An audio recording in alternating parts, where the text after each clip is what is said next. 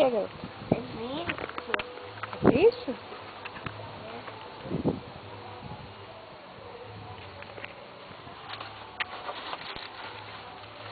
Na cuia.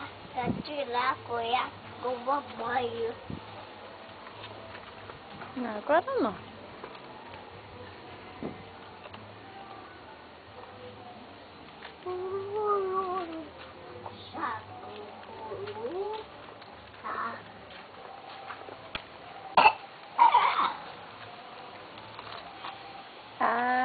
Atirei o pau no...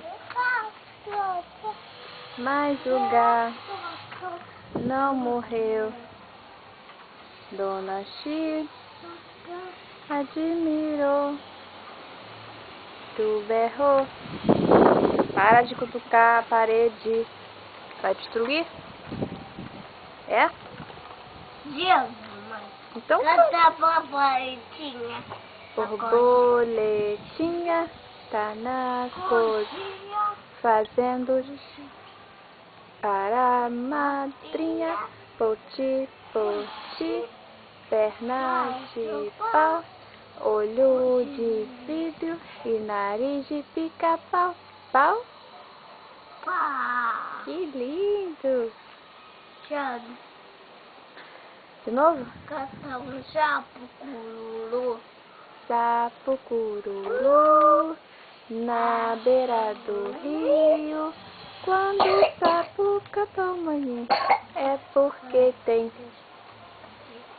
a mulher do deve estar lá fazendo para o casamento.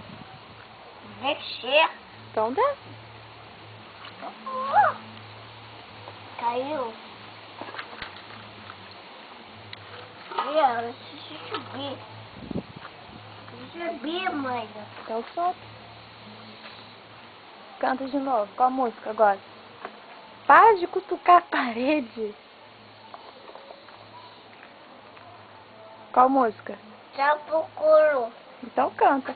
Ah. Sapo cururu na beira do rio. Quando o sapo canta, é porque tem a mulher do